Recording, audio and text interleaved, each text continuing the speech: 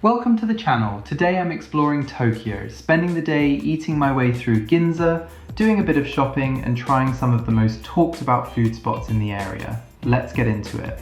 Tokyo never disappoints when it comes to unique sights. Everywhere you look, there's something interesting, something unexpected, and honestly, that's one of the reasons I love this city so much. Today wasn't about ticking off tourist attractions though, it was all about food and shopping. First stop of the day was Shake Shack. Now, I know what some of you might be thinking, why travel all the way to Japan and eat Shake Shack?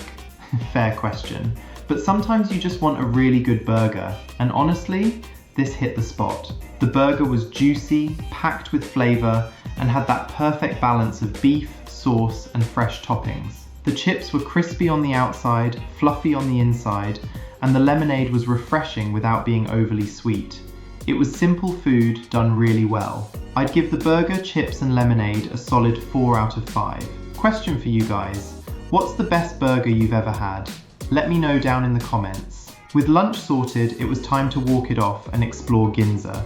One thing I immediately noticed, the atmosphere here is incredible.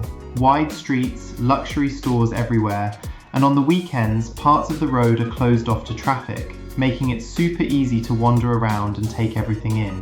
I also ended up doing a bit of shopping, and honestly, I was surprised at how much cheaper some things were compared to Australia, especially Uniqlo. There were some items that were noticeably cheaper than what I'd normally pay back home, so if you're visiting Japan and planning on shopping, it's definitely worth checking out. I also stopped by Itoya, which is one of the most famous stationery stores in Tokyo. Even if you're not into stationery, it's worth a visit just to see the range of products they have. You can easily spend way more time here than you planned, trust me. After all that walking, I stumbled across something I wasn't expecting.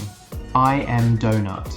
And what made it even more interesting was that it was located inside a Mercedes pop-up store. Donuts and expensive cars. Apparently that's a thing. I guess if you're buying a luxury car, you deserve a donut too. I went with the original donut, and wow, this was honestly the highlight of the day. The texture was incredibly soft and light, almost cloud-like. It wasn't overly sweet and had a richness that made every bite feel special. Sometimes food gets hyped up online and doesn't live up to expectations. This wasn't one of those times. I'd happily give this a 4.5 out of 5. The food adventure wasn't over yet. Next up was AMAM DACOTAN. From the moment we arrived, the atmosphere was amazing. The presentation of everything looked incredible and the place had a really welcoming feel. The pastries were delicious and clearly made with a lot of care. Everything looked almost too good to eat. Almost. The food was great, the atmosphere was fantastic, and it was the perfect way to finish off a day filled with eating and exploring. Overall, today was exactly why I love traveling in Japan.